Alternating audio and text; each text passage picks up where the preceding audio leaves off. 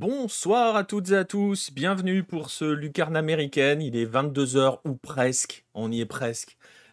Et c'est donc le rendez-vous traditionnel ou pas du lundi soir, je dis ou pas parce que c'est un petit peu décousu ces derniers temps.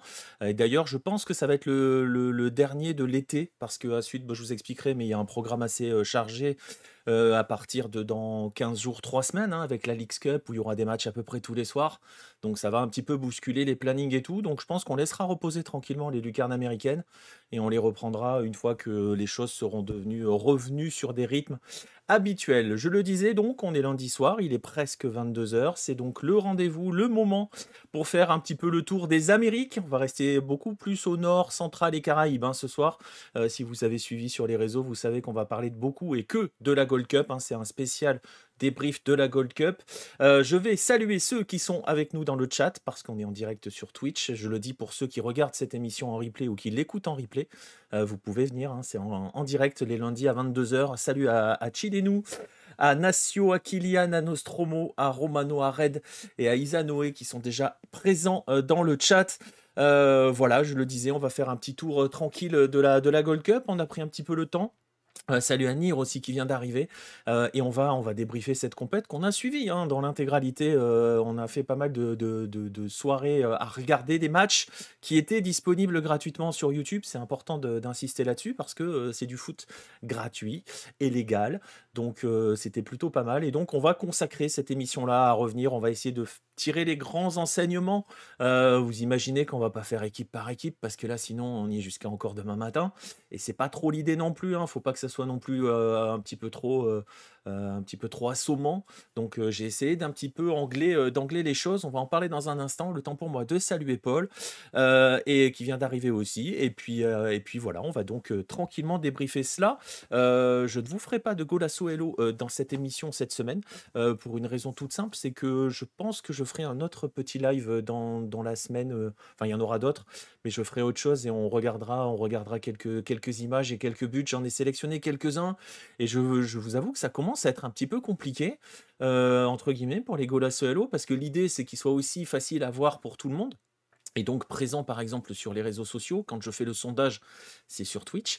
Et je me suis rendu compte que l'Argentine maintenant bloquait ces images sur Twitter, donc, enfin sur X. Donc voilà, ça devient un petit peu compliqué. De toute façon, on sait qui est le Golasso Hello. C'est vrai qu'il y a le but de Hulk, mais je peux t'assurer, Nir, que j'en ai un qui fracasse le corner direct de Hulk. C'est un avis personnel. Je ne l'ai pas sous la main. Je vous le montrerai la prochaine fois et dans la semaine. Vous le verrez dans la semaine, c'est sûr, mais je peux t'assurer que à côté, le corner rentrant de Hulk, il est gentil. Salut à Pedro Viseu, à CC qui vient d'arriver. Le but de Santos Laguna face aux Pumas, non, c'est pas celui-là. T'as du mal à y croire. Écoute, je te l'ai teasé. Tu verras dans la semaine. Je pense que j'essaierai de. En fait, l'idée c'est de refaire dans la lucarne le vendredi. Donc entre midi et 2. Et donc je pense que j'essaierai je le placerai là et je vous montrerai quelques buts et je vous dis pas dans quel pays, je vous laisse même pas rechercher. Vous verrez, c'est assez fou, le but est incroyable. Bref, on y est, décidément ça devient de plus en plus compliqué de choisir des Golasso Hello. C'est pas que c'est compliqué de les choisir, c'est qu'en fait le truc c'est que l'idée, c'est derrière moi, je lance un sondage sur les réseaux. Alors, il est sur la chaîne YouTube de Hello, mais je sais comment ça marche aussi. Je suis pas fou. Hein. C'est-à-dire que si je le mets en sondage sur X, il faut que les gens puissent voir le but tout de suite. Ils vont pas aller cliquer pour aller voir sur YouTube. Hein, on va pas se mentir. Et voilà. Et là, l'Argentine, la LPF, hein, la Ligue de foot argentin, a décidé de bloquer absolument toutes ces images, alors qu'il y avait un sacré golasso venu d'Argentine. Il y en a eu quelques-uns qui étaient sympas, mais voilà. Bref, le but de Boca, ouais, tu sais Natio, j'ai failli la faire, mais bon, voilà, je t'en laisse la pérennité de cette, la paternité plutôt de cette phrase. Le but de Boca, ah non, il y en a pas eu. Voilà. Bref, on va y aller. On a fait une grosse intro, on a aussi placé 2-3 trucs, et puis je vous parlerai des rendez-vous à la fin de l'émission. On va donc pouvoir, si vous êtes tous confortablement installés, on va tous pouvoir aller tranquillement débriefer cette Gold Cup 2025.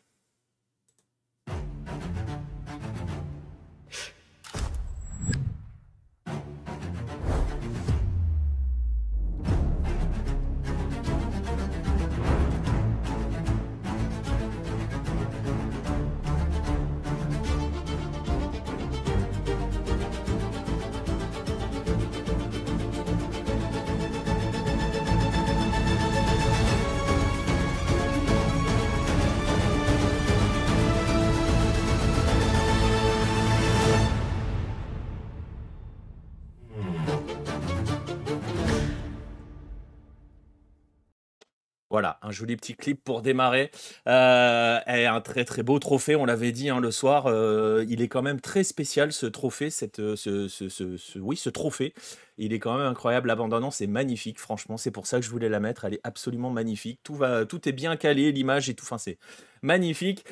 C'était très sympa la Gold Cup, sauf la finale attendue. Bah oui, la finale attendue, mais c'est vrai, on peut aller, on peut se dire qu'effectivement, il n'y a pas eu de bouleversement, entre guillemets, des attentes potentielles.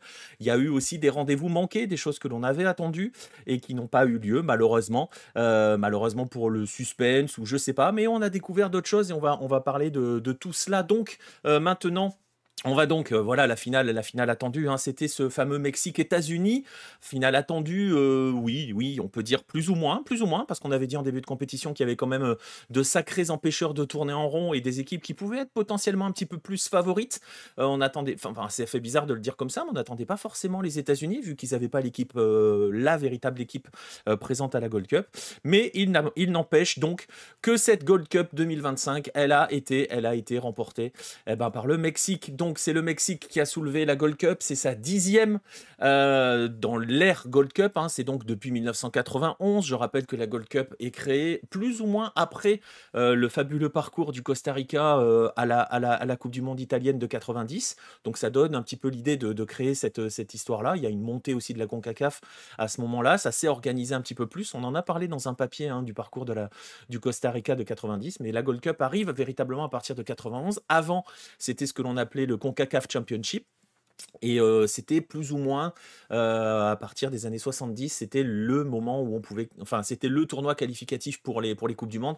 Donc c'était pas vraiment digne de ce niveau de compétition qu'est la Gold Cup, c'est-à-dire c'est l'Euro, hein, tout simplement, pour ceux qui ont pas l'habitude. Bref, donc cette Gold Cup 2025, on va se passer les buts quand même, on va se faire plaisir, a été remportée par le Mexique avec d'abord une ouverture du score d'entrée de match de Chris Richards pour les États-Unis.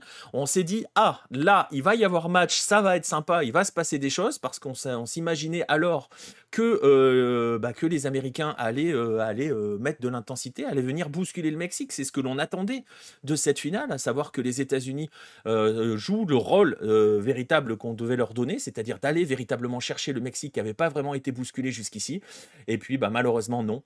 Les hommes de Pochettino n'ont fait que défendre. Ils ont craqué une première fois sur ce but magnifique de Raúl Jiménez, aussi beau que l'hommage qu'il a rendu à un de ses anciens coéquipiers, hein, Diogo Jota. But magnifique, hein, en première intention. Rien à faire pour Matt Friis. Je ne sais même pas s'il a vu passer le ballon dans cette histoire. Et le but victorieux est l'œuvre d'Edson Alvarez sur une action qui a été checkée pendant quelques minutes après au VAR pour un potentiel hors-jeu ou pas du capitaine mexicain qui avait marqué le premier but de la Gold Cup et qui a donc marqué le dernier but de la Gold Cup 2025, pardon. Et c'est donc le Mexique qui conserve son titre, je dis bien qui conserve son titre parce que c'est la 10e, donc, et conserve son titre. Et c'est une première, hein, c'est une première depuis le 2009-2011 de conserver sa couronne. Personne ne l'avait fait depuis, c'était déjà le Mexique qui l'avait fait. Et donc, voilà. Ce succès du Mexique fait suite à une première victoire cette année en 2025 qui n'est pas si anodine que ça, qui est une victoire en Nations League.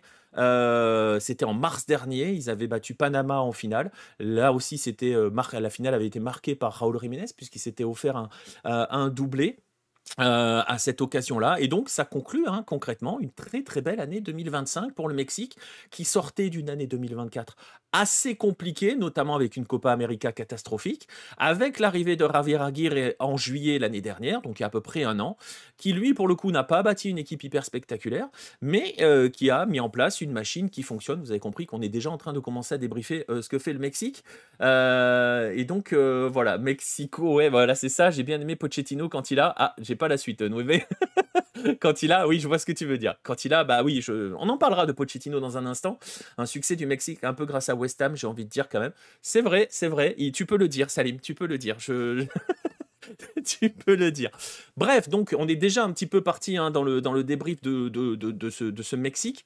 Voilà, je le disais, Aguirre a trouvé un équilibre, a trouvé une équipe qui n'est pas forcément la plus spectaculaire, mais qui contrôle ses matchs, hein, qui a contrôlé quasiment tout, enfin non, qui a contrôlé tous ses matchs de Gold Cup, qui a montré quelques petits signes de fébrilité de temps à autre. Et c'était pour cela aussi que l'on voulait voir le Mexique se faire bousculer en finale par les États-Unis, parce qu'on s'était aperçu que, par exemple, quand la République dominicaine, en match d'ouverture, était allée les titiller un petit peu, eh bien, il y avait des fragilités derrière. On s'était aperçu aussi, avec certains matchs auparavant, mais j'en reparlerai dans un instant, que le Mexique, ben, quand il était soumis à pression, il n'était pas forcément au mieux dans son jeu, mais c'est vrai que forcément, le Mexique, ben, quand vous lâchez l'étreinte, ben, le Mexique déroule. Salut à Alarami, la bise à John et à Jambière ce soir. J'aurais pu mettre un maillot de Botafogo, mais j'ai pas osé. C'est pas le moment. Il n'empêche que le Mexique a été pragmatique et efficace, et c'est sans doute la clé de leur succès. C'est exactement ça. C'est le bon résumé de ce Mexique, hein, pragmatique et efficace.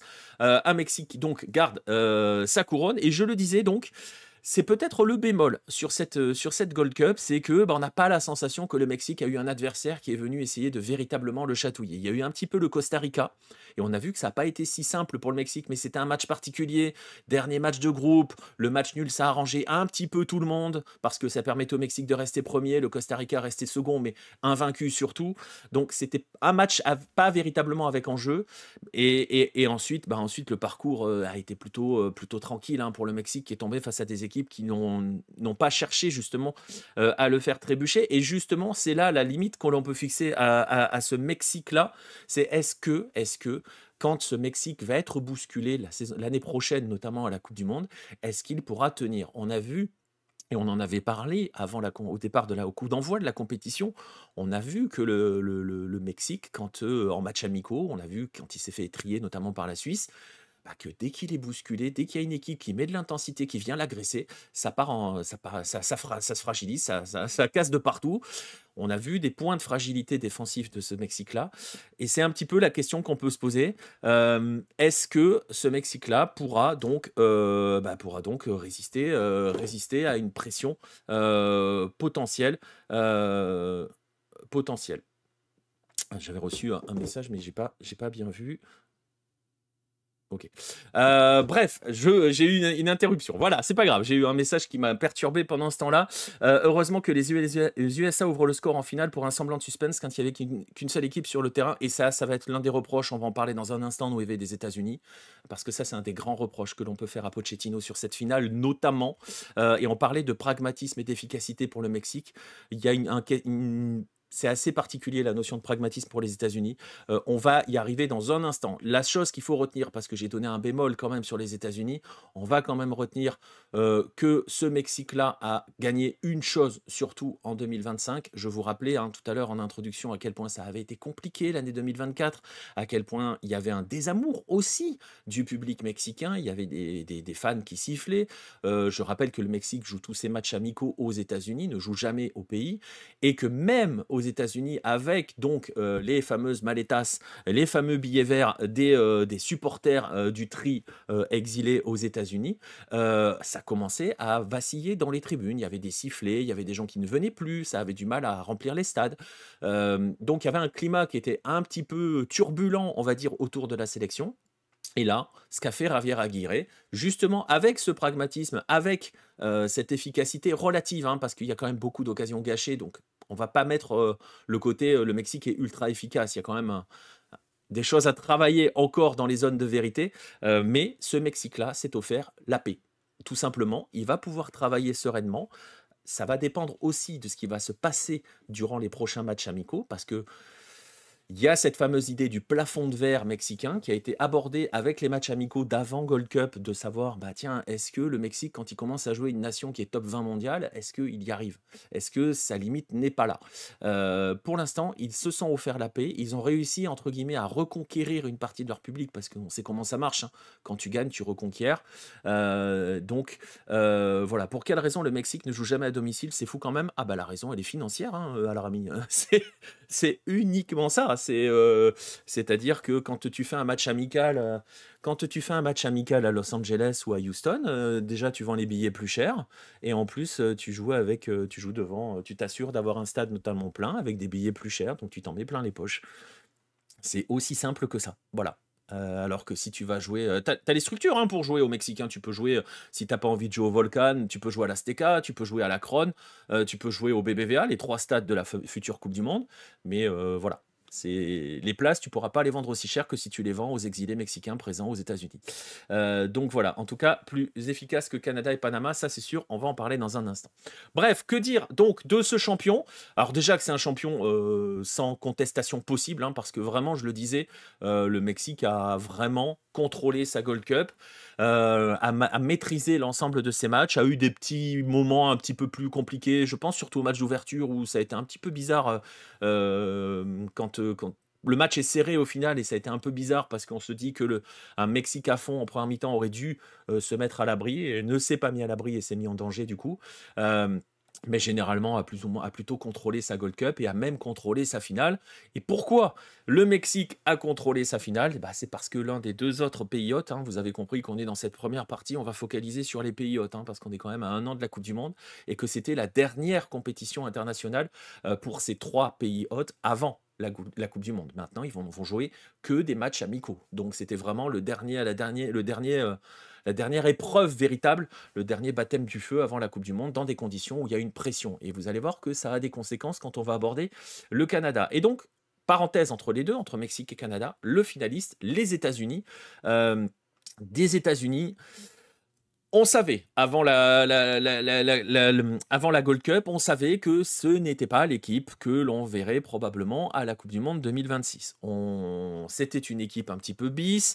La bonne nouvelle, j'ai envie de dire, c'est que même avec une équipe bis, Mauricio Pochettino a réussi à l'emmener en finale. On avait craint le pire, hein. On redoutait notamment une demi-finale qui n'a pas eu lieu finalement entre les États-Unis et le Canada, parce qu'on se doutait qu'à ce moment-là, ça serait peut-être plus compliqué pour les États-Unis. Mais le fait est que il y a eu une qualification en quart de finale face au Costa Rica. Le match n'a pas été facile, ça c'est clair. Ça a vacillé très très fort. Ça a vacillé aussi un petit peu, même assez fort, face au Guatemala. Et malheureusement, malgré tout, malgré le fait qu'ils sont en finale, malgré le fait que c'est une équipe bis et que c'est difficile de véritablement tirer des conclusions, on va en tirer quelques-unes quand même. La finale a été juste cataclysmique pour les États-Unis, qui n'ont juste rien fait. Il y a ce but d'entrée de Chris Richards, et derrière, les États-Unis sont devenus, comme je le disais, hein, entre guillemets, et c'est pas le côté péjoratif ou discriminant envers cette sélection-là, mais se sont mis à jouer comme le Honduras. C'est-à-dire, on pose le bus, et on espère jouer tout sur un contre qui n'est quasiment jamais venu. Malagone n'a quasiment rien à faire, hein, dans la finale. Et les États-Unis n'ont fait que subir, mais véritablement que subir. Et ce scénario, on l'a vu quand même assez souvent dans cette Gold Cup du côté des États-Unis. Je parlais du match très compliqué face au Costa Rica, où c'est pareil, hein, les États-Unis se sont mis en mode résistance en deuxième mi-temps. Le match face au Guatemala, où les États-Unis marquent très très vite, très très tôt, 2 buts par Diego Luna, 2 exploits, hein, de Diego Luna, enfin surtout le deuxième. Et derrière, eh bien, ils ont tenté de résister autant qu'ils pouvaient aux assauts guatémaltèques. Ça fait bizarre, hein, de dire les États-Unis ont tenté de résister autant qu'ils pouvaient aux assauts guatémaltèques. Voilà. Mais voilà, ils avaient, et je le vois à ton message, Red, hein, je suis d'accord, hein, le Mexique avait un banc, les USA non, à cause des absents, et le Canada n'en a pas. Le Canada avait des absents aussi, hein, Red. Je sais que tu détestes le Canada, mais oubliez le fait que la charnière centrale du Canada n'était pas là, que Alphonso Davies n'était pas là, que Stakio n'était pas là, ça change quand même des choses, hein. Ça fait quand même 4 joueurs sur le 11 de départ qui sont pas là, hein. Donc voilà, je sais que tu es très dur avec le Canada, on en parlera dans un instant, que voilà, pour toi on les surestime, machin et tout, mais ce que l'on dit pour les États-Unis, on peut le dire aussi à moindre proportion pour le Canada. On continue un petit peu sur le Canada. C'est pas que je les déteste, mais on va dire que qui aime bien châtie bien. Bon, on va dire que tu les aimes beaucoup alors. Ils les aiment trop fort. Tu les aimes trop fort, Red. Non, t'es trop dur. Franchement, t'es trop dur avec eux. Mais on en parlera dans un instant du Canada. Donc, je le disais, c'est un petit peu le reproche qu'on peut faire à Pochettino durant cette Gold Cup, oui. Il est arrivé dans un contexte un peu particulier. Je rappelle que les États-Unis restaient sur 4 défaites de rang avant de démarrer cette Gold Cup. C'était plus arrivé depuis 2007. Je rappelle que, il est arrivé avec une équipe qui est en grande majorité formée de joueurs qui évoluent en MLS, hein. Si vous regardez les joueurs présents sur cette feuille sur cette photo, qui est la photo de la finale, ils sont quasiment tous en MLS. Malik Tillman n'y est pas. Je suis en train d'essayer de chercher qui d'autre n'y est pas. Freeze y est. Adjem Yang, peut-être bientôt plus, mais il y est encore. Freeman, Arston, Rim, il y est. Diego Luna, il y est. De la Torre, il y est. Berhalter, il y est aussi. Et donc, voilà. Tillman, d'ailleurs, hâte de le voir à Leverkusen. C'est vrai.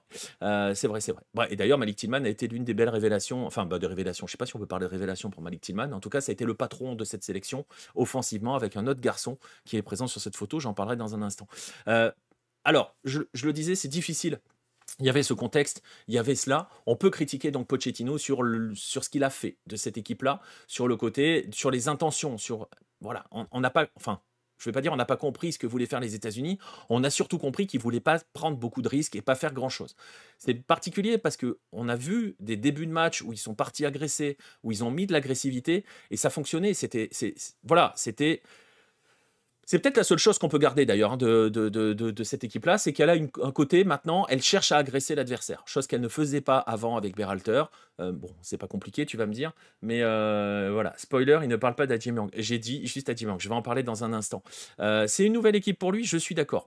Il est arrivé en septembre l'année dernière, hein, il a fait 2 compétitions quand même avec cette équipe-là. Maintenant, il a fait la Nations League et la Gold Cup.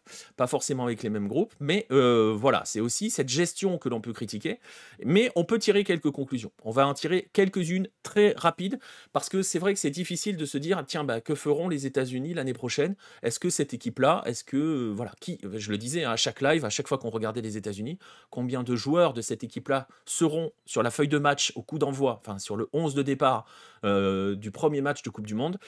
Pas beaucoup, je pense. Voilà, c'est aussi ça la limite pour tirer des conclusions. Néanmoins, on peut noter que le gardien de cette Gold Cup n'a pas été Matt Turner, mais a été Matt Freese, le gardien de New York City, qu'il a fait une excellente Gold Cup. C'est grâce à lui qu'il se qualifie au tir au but, notamment face au Costa Rica. C'est même le héros du match face au Costa Rica.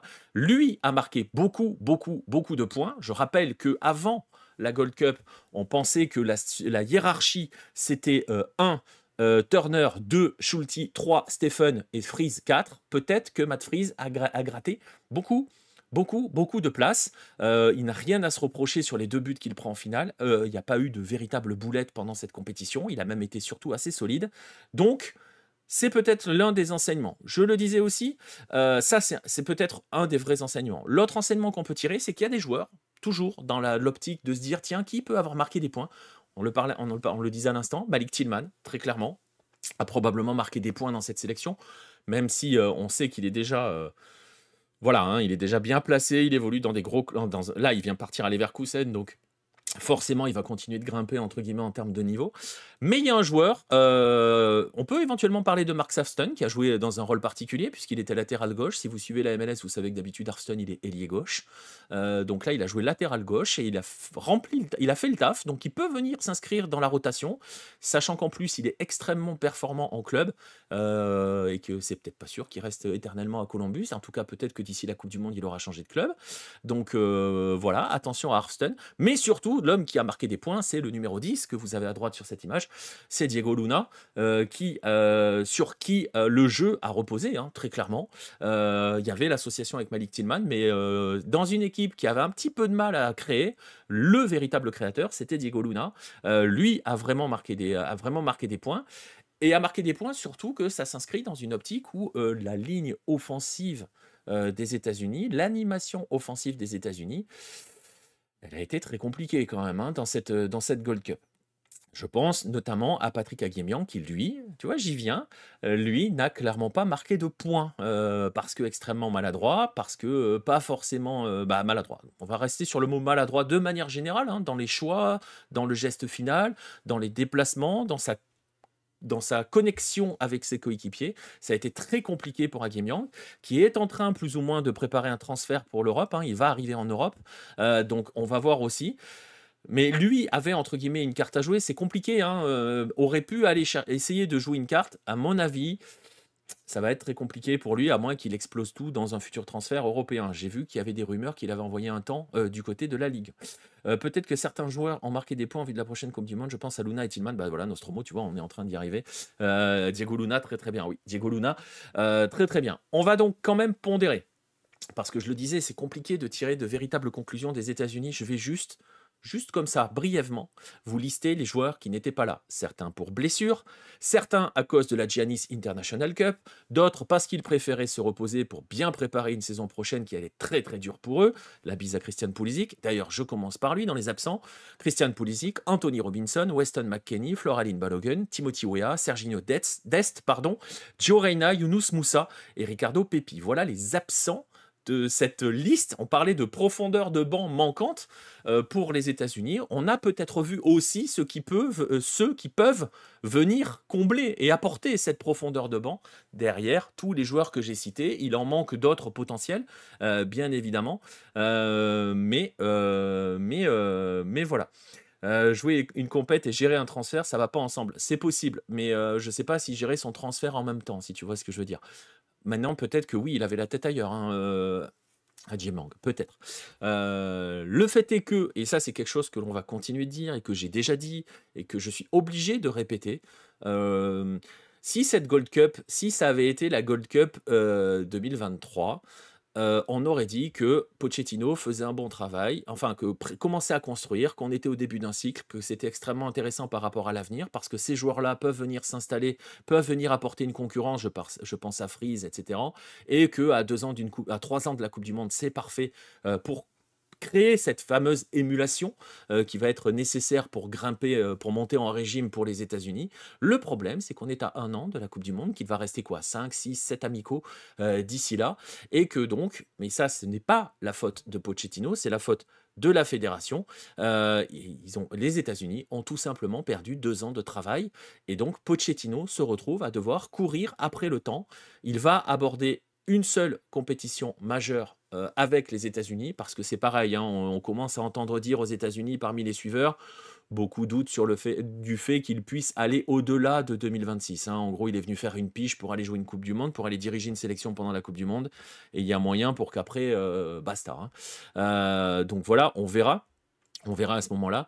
Mais les États-Unis ont perdu 2 ans et Pochettino va donc démarrer une Coupe du Monde, démarrer une compétition majeure en tant que pays hôte avec un groupe de 23 joueurs qu'il n'aura jamais eu en compétition, avec une pression qui s'exerce sur la compétition, sachant que cette Coupe du Monde-là, les États-Unis sont extrêmement attendus parce qu'elle arrive 30 ans après 32 ans donc après celle de 94, que celle de 94 a permis de réintroduire le football professionnel aux États-Unis avec la MLS, que ça s'est développé de partout depuis, parce que dans les pas de la MLS, l'USL qui était déjà là, hein, l'USL est arrivé en 86, mais a continué de se développer, que après la Coupe du Monde de 2026, l'USL aura, et je le rappelle, on en a déjà parlé dans un lucarne américaine, une division du même niveau dans la pyramide que la MLS, qu'on va se retrouver avec 2 ligues très très fortes de première division aux États-Unis, qui a donc une énorme attente à générer aussi. Il va y avoir une énorme pression sur cette sélection-là, parce qu'il va falloir faire un parcours qui permet d'emmener le public, d'attirer un nouveau public vers les stades après la Coupe du Monde. Et aussi parce que c'est une évidence, on ne pourra pas y échapper à cette histoire. Il y a 32 ans entre 2 Coupes du Monde organisées par un pays qui, à l'instant zéro, à la première, n'avait plus de championnat professionnel. Je rappelle, pour ceux qui découvrent, vous, dans le chat, je sais que vous êtes habitués, je vous saoule avec ça, mais je rappelle que le football professionnel existait aux États-Unis à la fin du 19e siècle, qu'ils n'ont pas attendu 95 pour avoir un foot pro.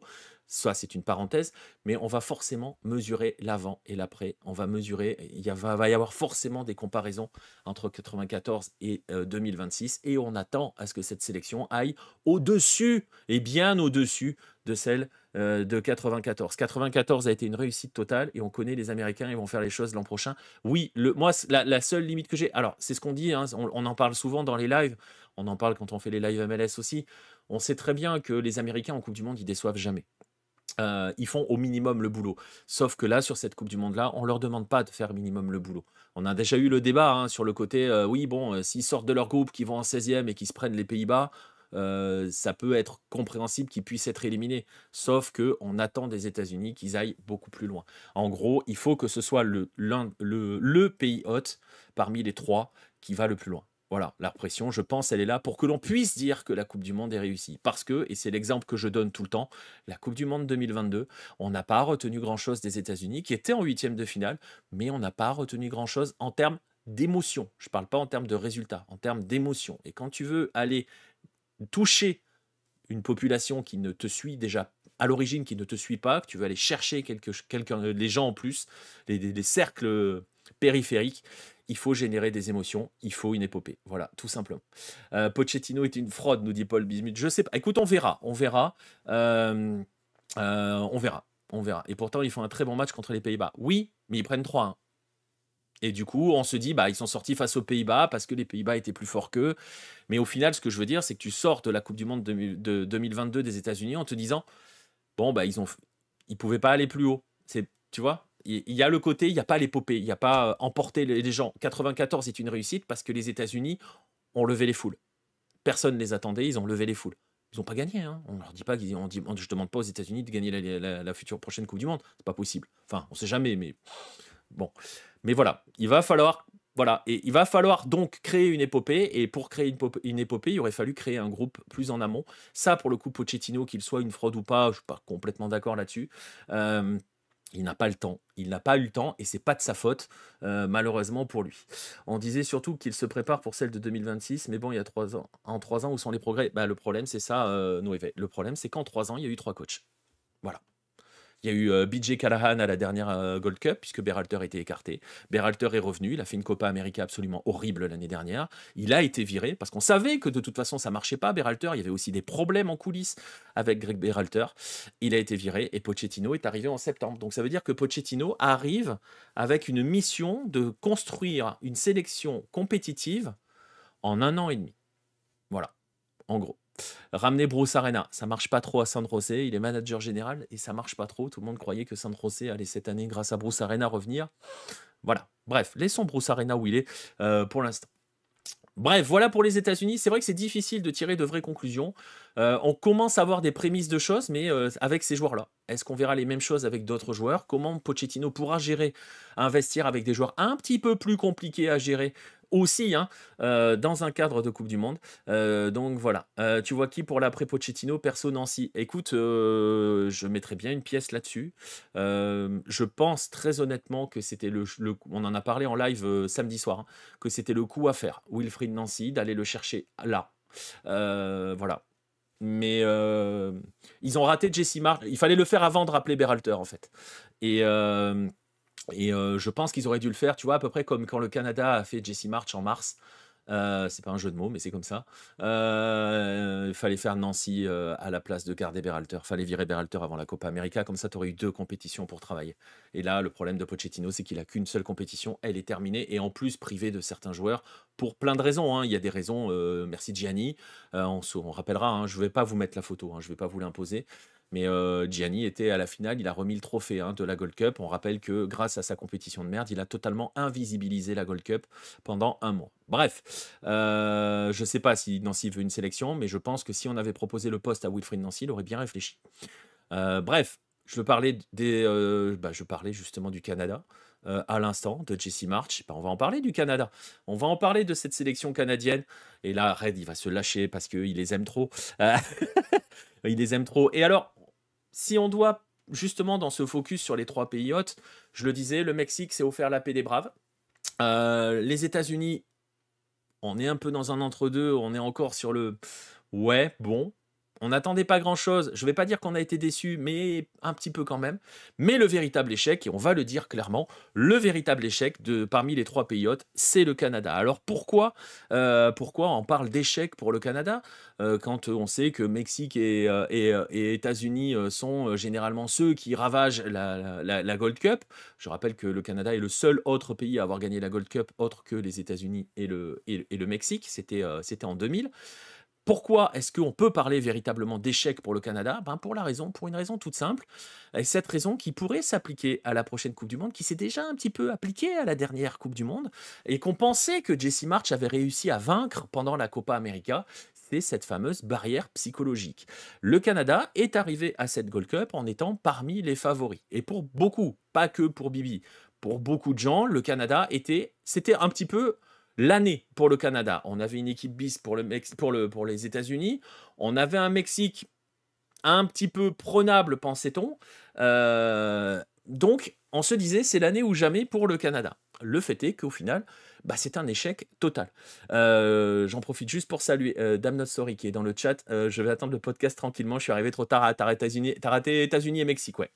Le Canada, c'est la Belgique. Le parallèle est intéressant. Le Canada, c'est compliqué pour les Rouges, ça change tout. Chou, dans le quart de finale, ils menaient tranquillement. Oui, on va en parler dans un instant, mais justement, c'est euh, cette fameuse barrière psychologique, c'est cette chose-là. Parce que, à la différence du Mexique et à la différence des États-Unis, s'il y a bien une équipe qui arrivait avec des certitudes, avec un groupe clairement constitué, il y avait quelques absents. Hein. Je le disais, je l'ai évoqué tout à l'heure. Eustachio était à la Giannis International Cup. Alphonso Davies est blessé. Qui c'est que j'ai nommé aussi? La charnière Bombito-Cornelius n'était pas là non plus parce que blessé. Donc il y avait des absents. Il y avait des absents, c'est sûr, mais on avait quand même l'ossature quasiment de ce qu'est le Canada. Pour le coup, la question qu'on pose sur les États-Unis, sur la photo que j'ai montrée tout à l'heure, combien seront sur le 11 de départ à la prochaine Coupe du Monde? Si je pose la même question là sur ce Canada-là, il y en a une grande majorité qui seront au coup d'envoi de la Coupe du Monde. Donc voilà, est-ce que le Canada s'est probablement vu plus beau qu'il ne l'est vraiment? C'est une vraie question. C'est une question, je sais pas, ça faudrait voir avec les joueurs. Le fait est que le Canada n'est pas arrivé, en tout cas le discours de Jesse Marsch et des joueurs hein, n'a pas été de dire on vient pour gagner la Gold Cup, c'était pas le discours. Faut dire les choses aussi clairement, faut pas inventer des trucs. Mais pourquoi je parle d'échec? Je le disais parce que on a un groupe, quelques absents, mais on a un vrai groupe. On a vu que ça pouvait tourner aussi. On l'a vu lors de la dernière Copa América, qui a été une réussite. On a vu que pour le coup, Jesse Marsch est arrivé, a tout de suite mis sa philosophie en place. C'est une équipe très agressive, qui presse très haut. C'est une équipe qui joue beaucoup dans les couloirs, qui va très très vite dans les couloirs. Il y a un système de jeu, il y a une idée de jeu qui est très très claire du côté du Canada. Elle a une véritable identité. Et on s'est dit, franchement, s'il y en a une qui est prête, c'est maintenant. Sauf que, et c'est là où je fais le parallèle avec 2022 au Qatar, et où voilà, sauf que, on attendait le Canada, et le Canada s'est raté. Est-ce que psychologiquement, il y a un seuil qu'ils n'arrivent pas à briser quand ils ont cette pression-là? Si c'est le cas, ça peut être inquiétant pour 2026 parce que la pression sera multipliée par 1000. Et ça, c'est une vraie question qu'on peut se poser sur le Canada. Et donc, plutôt que de se dire est-ce qu'ils se sont pas vus trop beaux, la question c'est est-ce qu'ils n'ont pas juste eu une pression qui les a, je vais pas dire tétanisés, parce qu'ils ont commencé par un 6-0 face au Honduras, hein, donc ils n'ont pas été tétanisés dès le départ. Mais est-ce que, je sais pas si les affaires de la Fédé commencent à peser, parce que les affaires de la Fédé, ça fait 2 ans qu'elles sont là, hein, donc je suis pas sûr, Red, mais est-ce que, bah, une fois qu'il y a trop de projecteurs braqués sur eux, ça commence à devenir fragile psychologiquement. Et est-ce que ça ne sera pas le point sur lequel Jesse Marsch va devoir travailler? C'est une vraie question, parce que très franchement, la phase de groupe du Canada, elle a été parfaitement gérée, même s'il y a eu des petits signes avant-coureurs, notamment le match face à Curaçao, où on a vu des choses un peu particulières. On a vu que ça pouvait être fragile, ça pouvait être fragile. Mais on a surtout vu en quart de finale où le Canada a le match en main, le Canada mène au score, le Canada ne se met pas à l'abri et le Canada prend un carton rouge qui le met sous une pression absolument terrible et retourne le match. Le match est complètement retourné après le carton rouge mérité hein, pour l'homme qui est au centre de l'image, Jacob Schaffelberg. Et ce carton rouge a tout changé, alors qu'en face, le Honduras, c'était pas non plus un monstre absolu. Pas le Honduras, le Guatemala, pardon. C'était pas, sur le papier, un monstre capable de bouger le Canada, même si on avait vu de belles choses du Guatemala, j'en parlerai dans un instant. Mais est-ce que, justement, c'est pas ce qui manque au Canada? Parce qu'on a vu que l'intensité était toujours là, mais il n'y a pas la maîtrise des émotions au cours des matchs. Le carton rouge, il n'y a pas de raison d'aller le chercher à ce moment-là sur un pressing complètement idiot dans le rond central. Est-ce que c'est pas là justement que le Canada doit travailler pendant 1 an. Je ne sais pas vraiment s'ils ont sous-estimé l'adversaire, Dame Not Sorry. Je sais vraiment pas, vraiment. Je pense vraiment, hein, et c'était la même chose au Qatar en 2022. On attendait beaucoup du Canada, on est pareil. Quand je dis on attendait beaucoup du Canada, c'était pas l'idée de dire on attendait à ce que le Canada aille en demi-finale de la Coupe du Monde. Non, on attendait beaucoup du Canada dans la phase de groupe et on a retenu quoi de la phase de groupe du Canada? Qu'elle a quand même été extrêmement frustrante sur le plan des performances. Et donc, elle a été, entre guillemets, un petit peu ratée, cette Coupe du Monde. Peut-être, et à l'époque, je me souviens qu'à l'époque, on s'était dit, nous, ici à Hello, bah voilà, c'est ça, la gestion des émotions dans une Coupe du Monde. Voilà, on était sur la même chose là. Et on pensait que Jesse March avait réussi à briser cette barrière avec la Copa América. Je rappelle que le Canada se hisse en demi-finale, hein, de la Copa América. Est-ce qu'il manque un vrai leader, comme dirait Cholito? Ce vrai leader, c'est Alphonso Davies, hein, qui n'était pas là, qui était blessé. Donc voilà. Je sais pas, on verra. Tu sous-estimes jamais un match à élimination directe. Après, les aléas peuvent arriver, mais c'est la loi du sport. On est d'accord. Mais là, l'aléa, ils sont allés se le mettre tout seuls parce que franchement, la faute de Schaffelberg, il a pas. Tu vas me dire, c'est facile à dire avec le recul, mais voilà. Est-ce qu'il n'y a pas cette limite-là? Je ne sais pas. On va rappeler quand même que à cette Gold Cup, et vous le voyez sur ce 11, et c'est pour ça que je parlais de la défense, attention, en défense centrale, on avait quand même un garçon de 19 ans, hein, Luc de Fougerolles, est très jeune. On sait que ça sera probablement pas lui. On a compris après, avec les absences, mais est-ce qu'ils seront là, revenus à ce moment-là? On sait que la charnière centrale, ça sera Cornelius Bombito, on le sait. Que Fougerolles sera là dans la rotation, comme du Waterman par exemple, ou du Kamal Miller, mais ça sera la rotation. Il manquait un vrai maître à jouer, entre guillemets, même si un Nathan Saliba ou un Chouanière, c'est intéressant, mais on sait qu'avec Eustakio, c'est autre chose. Et puis, il y a surtout aussi un chantier. Il y a une question qui demeure après cette Gold Cup, c'est qui associé à Jonathan David. On voit que Jonathan David, dans ce système-là, il va jouer 9,5. Il va falloir un attaquant à côté de lui. On a eu Tani Oluwaseyi pendant cette Gold Cup, on l'a vu faire de très belles choses, mais on attend surtout Promise David, qu'on n'a pas beaucoup vu finalement dans cette Gold Cup. Au milieu, Ismaël Koné ou Saliba doivent exploser et s'imposer. Oui, c'est ça. Justement, on va voir comment ils avancent, on va voir comment ils progressent d'ici là. Il y a de quoi faire, il manquait quelques cadres, mais franchement, je pense que le problème du Canada n'est pas un problème de talent, hein. On parlait des couloirs, Sheffield d'un côté, Buchanan de l'autre, ça va très vite. Quand tu vas avoir Alphonso Davies qui va revenir, voilà. C'est pas un problème de talent, j'ai peur que le Canada, ça soit là. Et la pression de la Coupe du Monde 2026, il va falloir quand même aller la gérer, cette histoire. Tu penses que si Davis n'est pas blessé, il fait le mondial des clubs? Ça peut être ça aussi. Je sais pas. Franchement, je sais pas du tout. Groupe pas facile pour le Canada en 2022, Croatie, Belgique et Maroc. Oui, oui, mais je dis pas qu'ils doivent gagner leur groupe, mais c'est le contenu. Le contenu est décevant, on attendait mieux du Canada. Franchement, hein, ou alors peut-être que pour le coup, je fais mon raid le rouge. Je suis extrêmement sévère.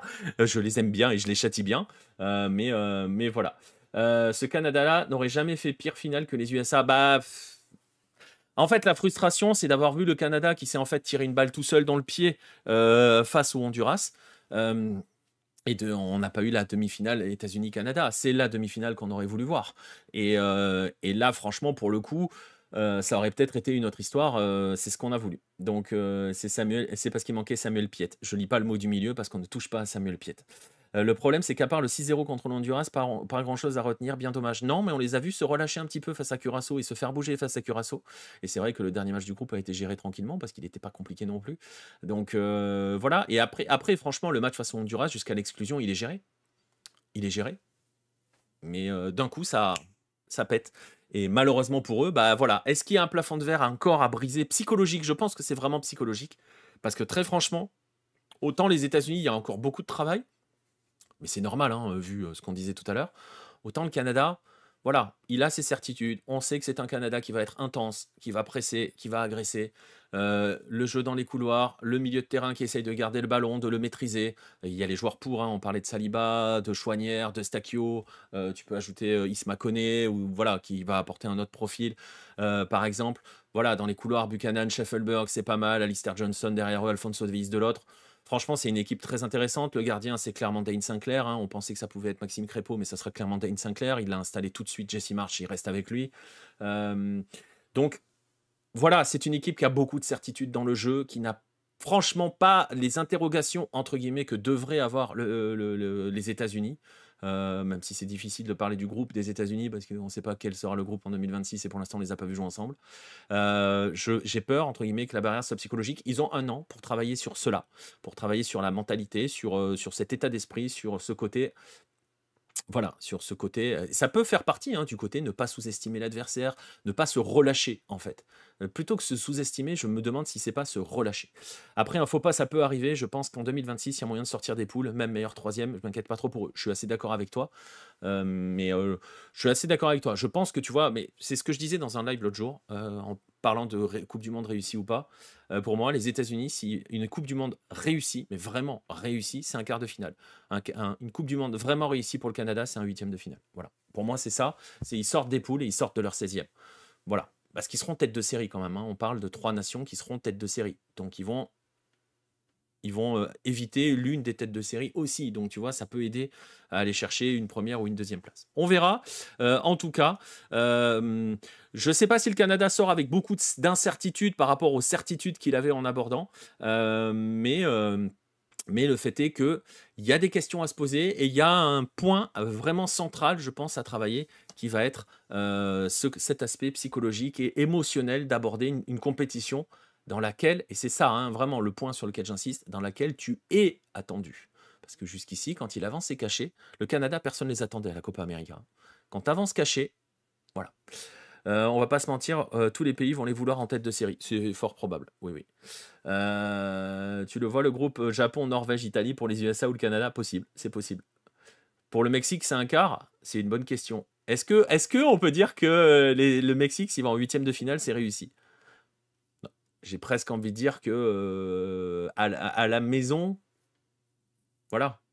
Mais j'ai presque envie de dire que si je te dis qu'une Coupe du Monde réussie, je ne dis pas une bonne Coupe du Monde, une Coupe du Monde réussie, c'est-à-dire un truc qui va vraiment au bout du bout. Tu vois, par exemple, pour la France, une Coupe du Monde réussie, c'est le titre.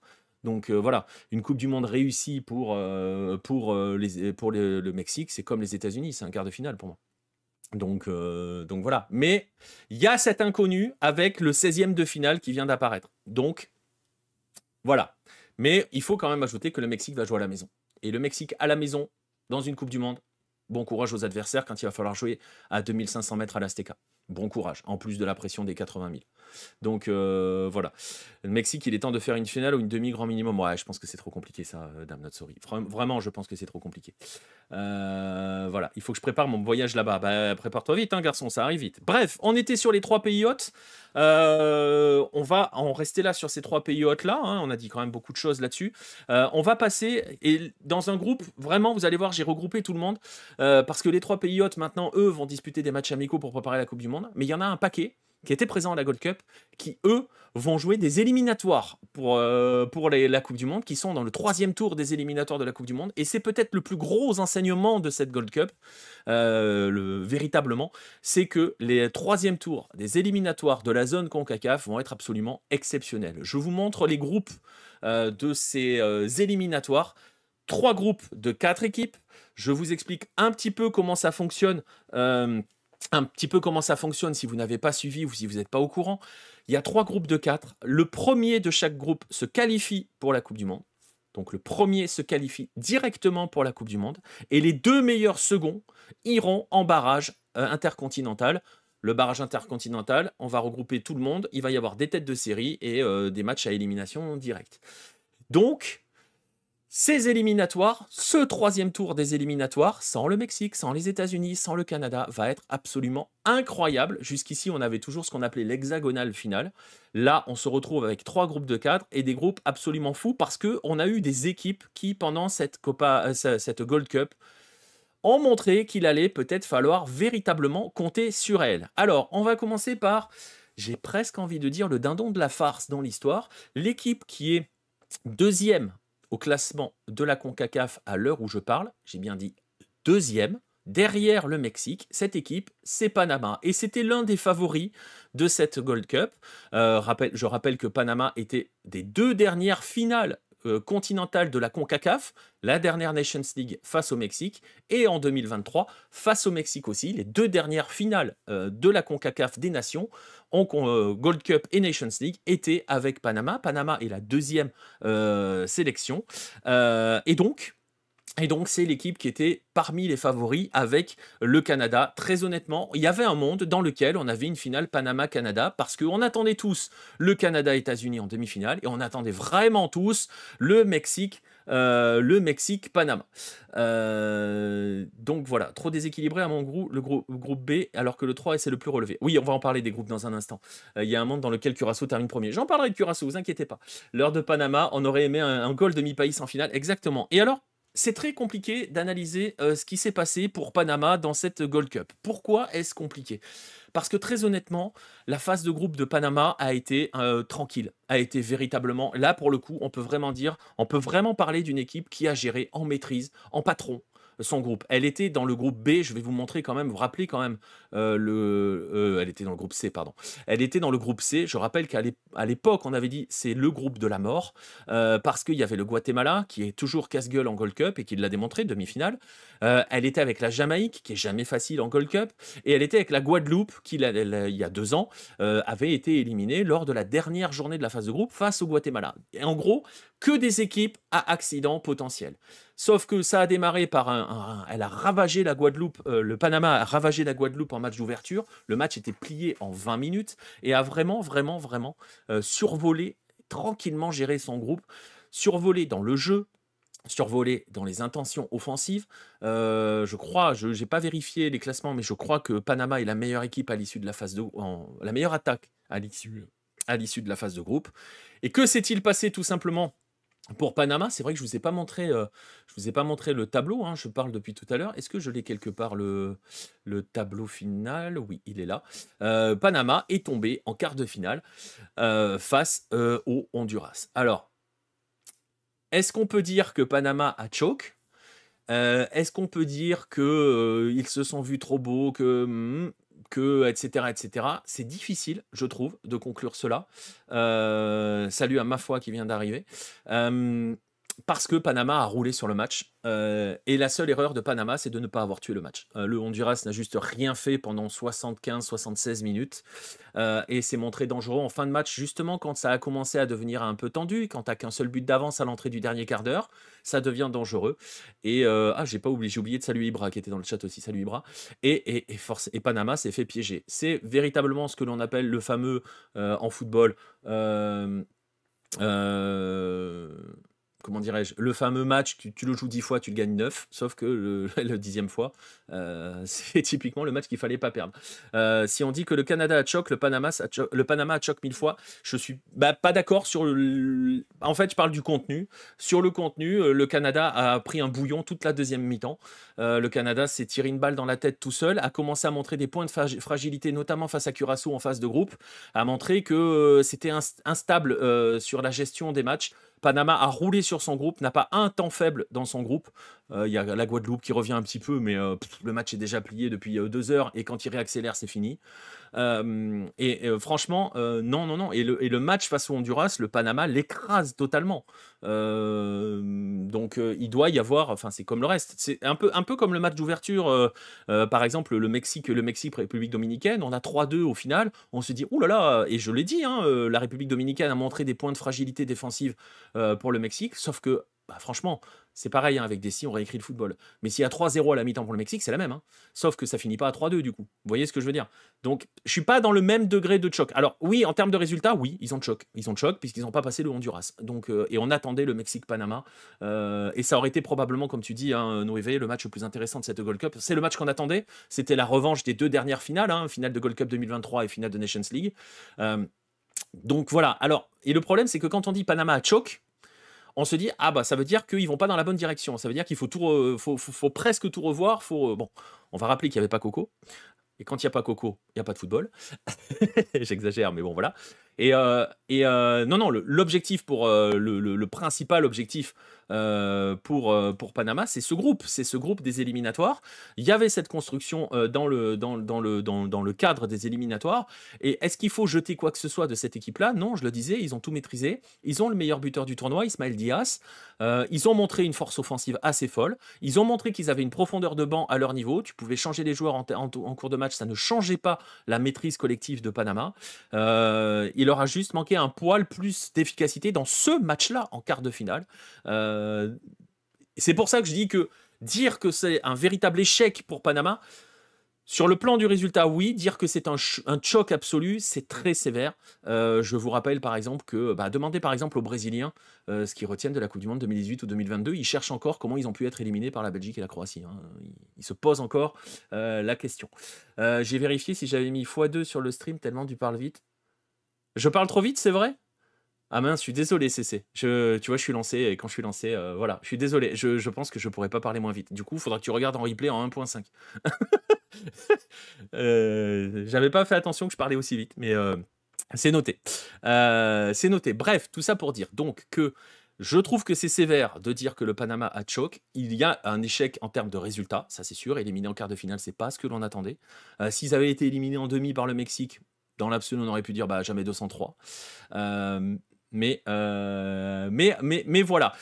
Ce qui est plus compliqué, entre guillemets, en revanche, c'est que justement, c'est l'après. C'est la gestion de l'après pour Panama. Et vous le voyez, ils sont dans le groupe A, avec le Salvador, qu'on va écarter, parce que le Salvador, franchement, sur cette Gold Cup, on n'a pas vu grand-chose du Salvador. Mais il y a 2 machines à piège pour Panama, surtout qu'on va être dans une optique de match aller-retour, qu'il faudra aller là-bas, et donc c'est commencer d'aller là-bas, surtout au Guatemala, où c'est toujours des ambiances très très chaudes, et surtout que le Guatemala a fait une demi-finale de Gold Cup, chose qui n'était jamais arrivée dans l'histoire de la sélection, meilleur parcours de l'histoire de la sélection à la Gold Cup, qu'elle a bousculé absolument tout le monde, qu'ils ont montré, Luis Fernando Tena a construit une équipe extrêmement équilibrée.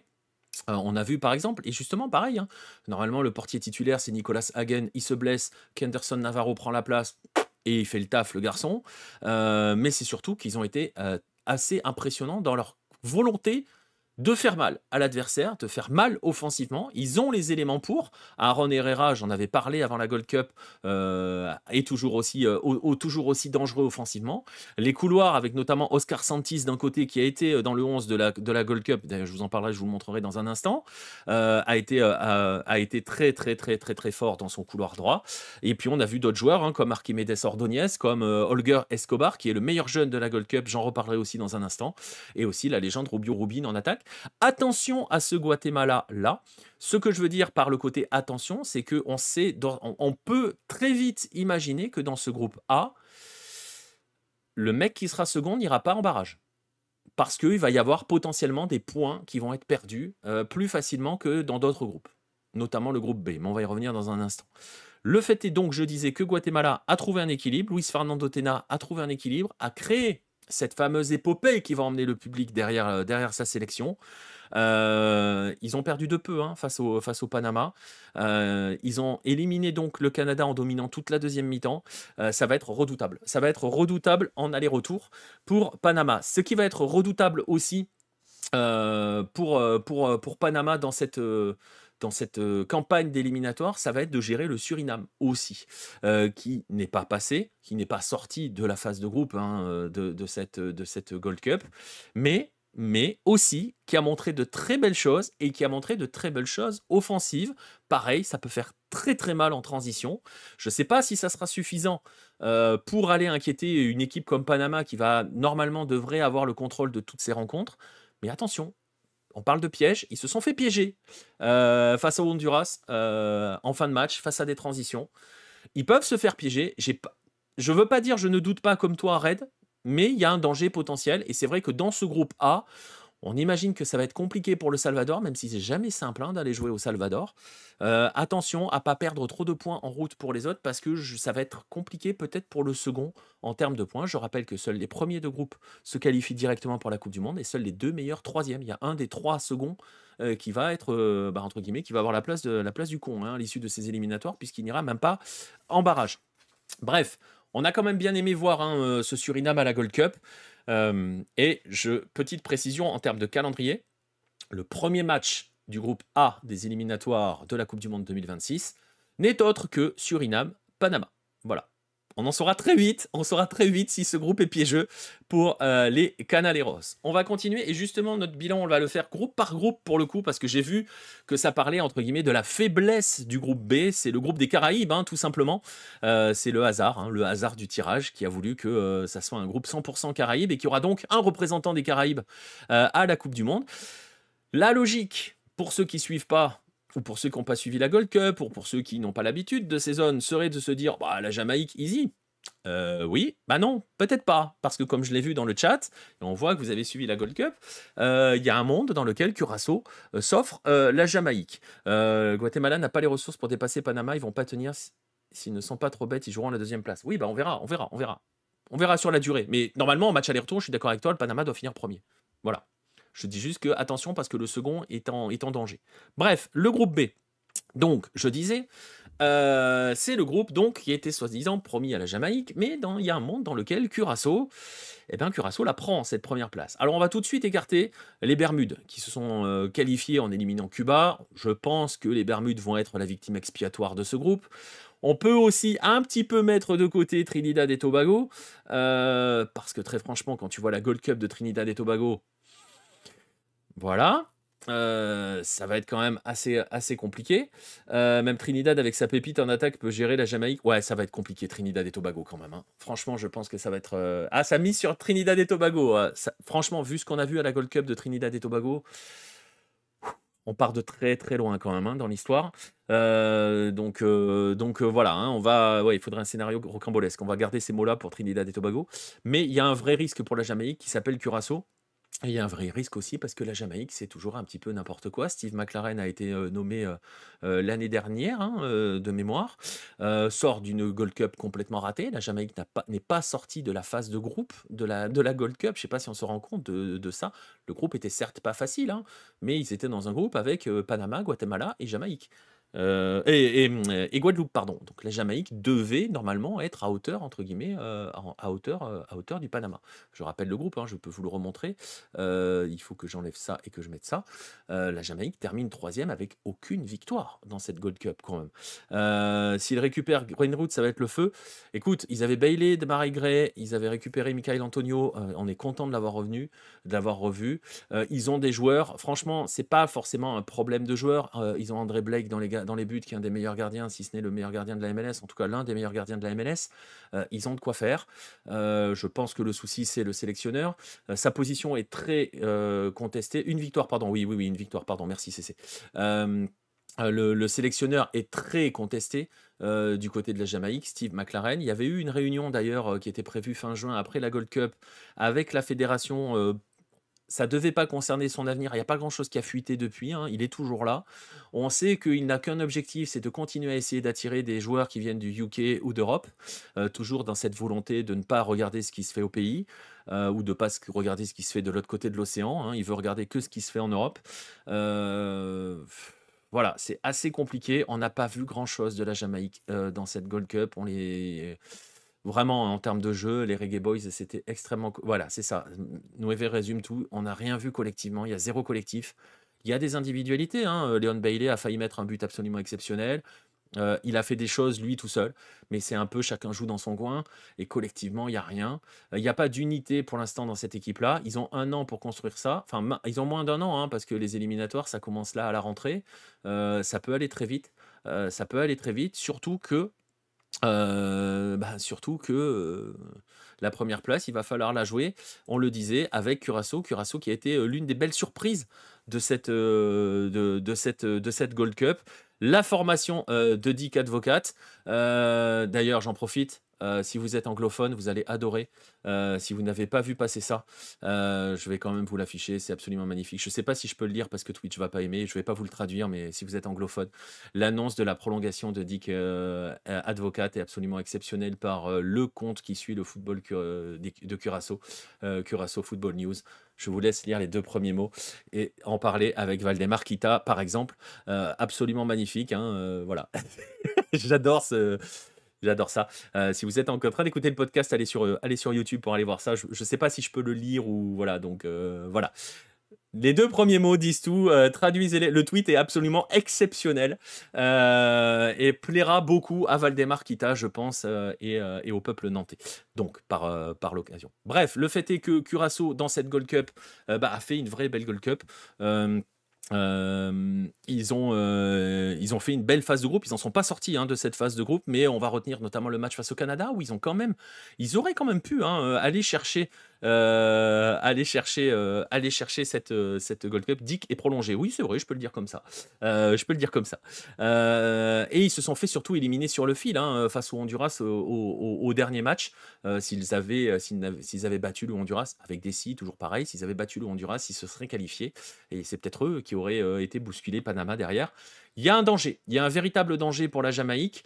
Une Jamaïque qui semble vraiment totalement dépassée, sans collectif. On ne sait pas où elle va. On sait juste que le sélectionneur qui est pour l'instant toujours en place, mais ça peut aller vite, parce que s'il continue de dire moi je vais aller chercher des joueurs en Europe, rien à faire de ce qui se fait sur place, on sait qu'il y a une autre partie, une autre frange en Jamaïque qui peut dire mais attendez, on a une académie sur place, faut promouvoir nos joueurs, blablabla. Ça peut vite partir en sucette. Et ça peut vite partir en sucette si les résultats ne sont pas bons, ou si ça commence à coincer dès le début des éliminatoires. Alors, j'avais pas noté, je vais essayer de regarder ça rapidement, de regarder quel est le premier rendez-vous de la Jamaïque dans les éliminatoires pour la Coupe du Monde. Ça va commencer tranquillement puisqu'ils se déplacent aux Bermudes. Alors s'ils ne gagnent pas aux Bermudes, là, ça va grogner très fort en septembre. Et ensuite, ils accueilleront Trinité et Tobago avant d'aller à Curaçao début octobre, enfin sur la session, le premier match des 2 matchs d'octobre. Donc il y a moyen qu'ils arrivent à Curaçao. Normalement, on attend à ce que la Jamaïque arrive à Curaçao avec 6 points. Il y a Ange Postecoglou dispo pour eux au cas où. Ouais, mais tu vois, c'est trop tard en fait. Franchement, c'est pareil, tu vois, il y avait eu des rumeurs sur. Enfin, il y avait eu beaucoup de pression et beaucoup de commentaires sur Steve McLaren, faut qu'il saute. Il y a des gens qui sont venus le défendre, des anciens joueurs, des membres, enfin des dirigeants, des choses comme ça. Mais c'est trop tard. C'est trop tard. Tu vires pas ton entraîneur à 6 matchs. Tu vois ce que je veux dire? À l'abord des éliminatoires, tu es obligé d'aller au bout avec. Tu es obligé d'aller au bout. Que ça soit dans la bonne ou dans la mauvaise direction, mais très franchement, t'as pas le choix, tu es obligé de continuer comme ça. Alors tu vas me dire, oui, tu peux aller dans le mur, oui, mais tu es obligé d'aller dans le mur comme ça. Peu importe le sport, ça veut que ça saute chez McLaren. C'est vrai, c'est vrai. Même si c'est moins dominateur là, c'est peut-être que la Jamaïque devrait jouer en orange pour que ça aille un petit peu mieux. Bref, tout ça pour dire que ce groupe B, qui est promis au duo Jamaïque-Curaçao, va être aussi extrêmement intéressant. Et il y a un monde, comme on disait, comme ça a été dit dans le chat tout à l'heure, il y a un monde dans lequel la Jamaïque se retrouve deuxième. Ça peut arriver. Ça peut arriver parce que ça peut aussi ne se jouer que sur l'aller-retour face à Curaçao.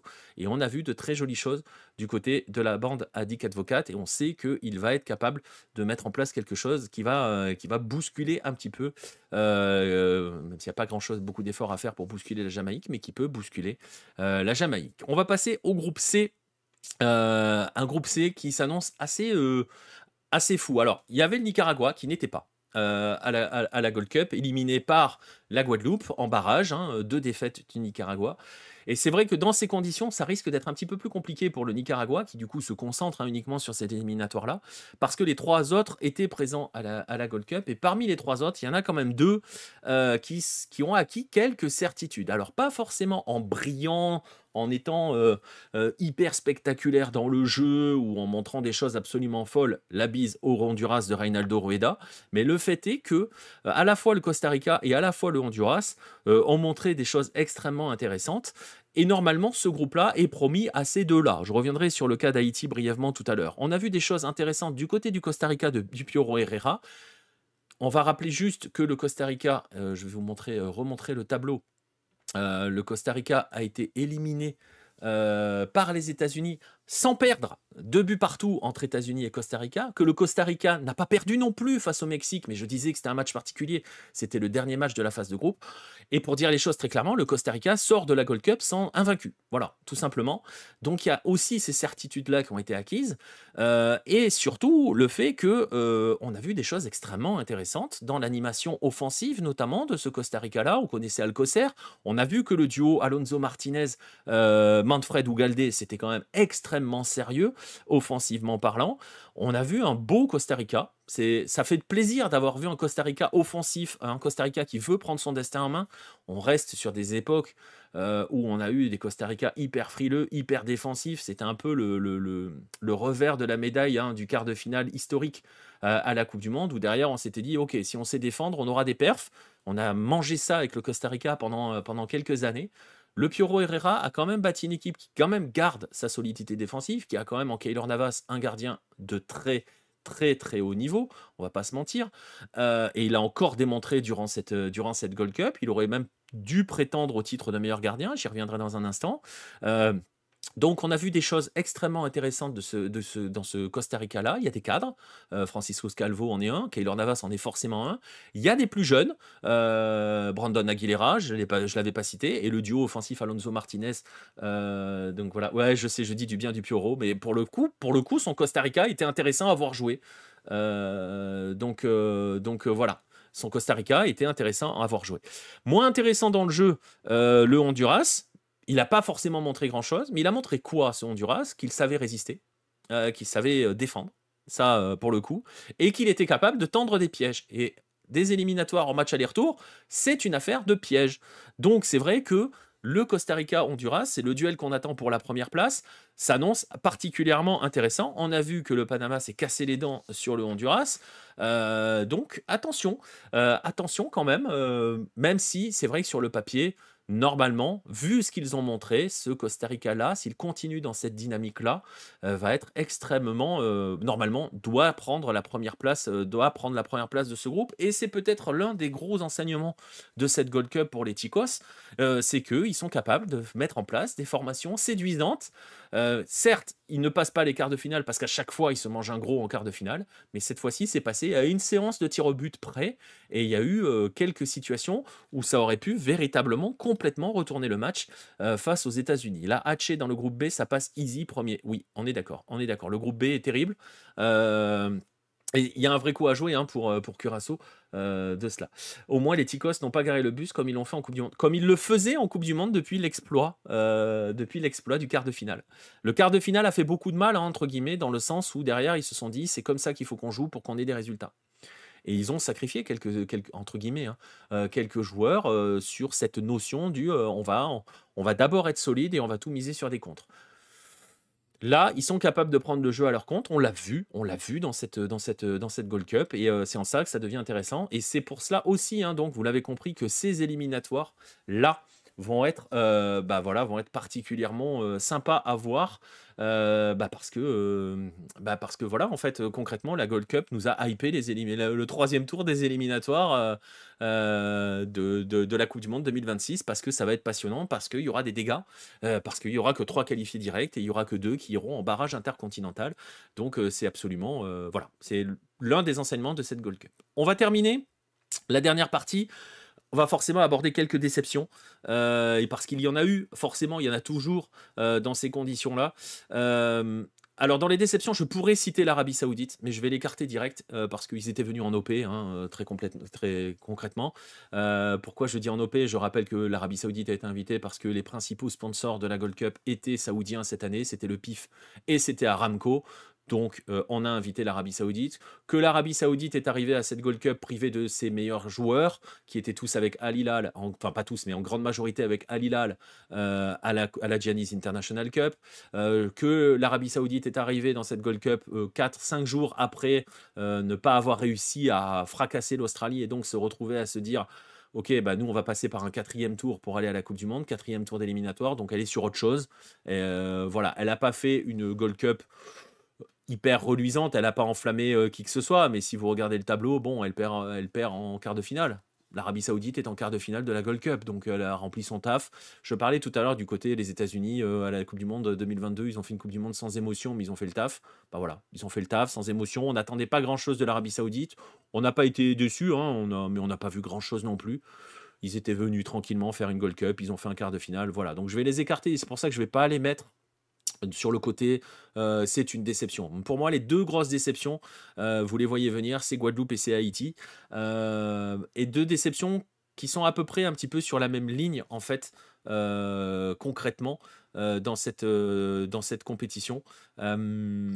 Parce que, alors pareil, je ne veux pas dire qu'on les voyait aller plus loin. On rappelle que la Guadeloupe, par exemple, avait été éliminée, hein, oui, a éliminé dès la phase de groupe en 2023 sur le dernier match face au Guatemala, avec le doublé de Rubio Rubin et s'était fait retourner alors qu'il pouvait aller en quart de finale. Là, on a vu une Guadeloupe qui s'est fait marcher dessus par Panama, qui a montré beaucoup de carences offensives dans cette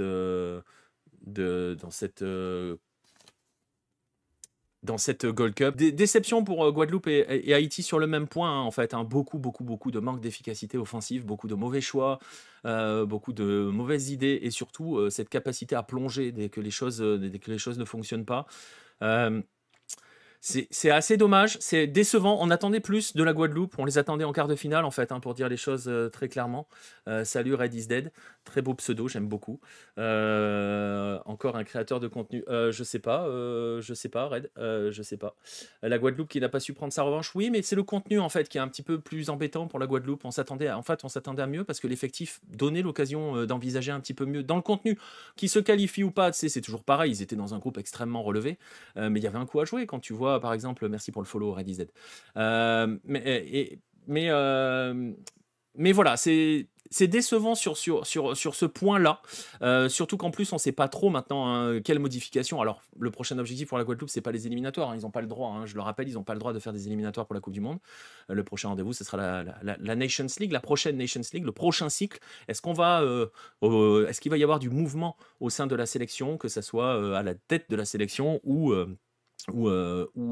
comment dirais-je, en termes de joueurs, certains sont un petit peu plus âgés, donc ça peut aussi être une fin de cycle pour certains membres de la sélection guadeloupéenne. On verra de manière générale, mais par exemple, voilà, est-ce qu'on va repartir sur un cycle de 4 ans, Brice Cognard à 35 ans, donc je pense que c'était la dernière grosse compétition.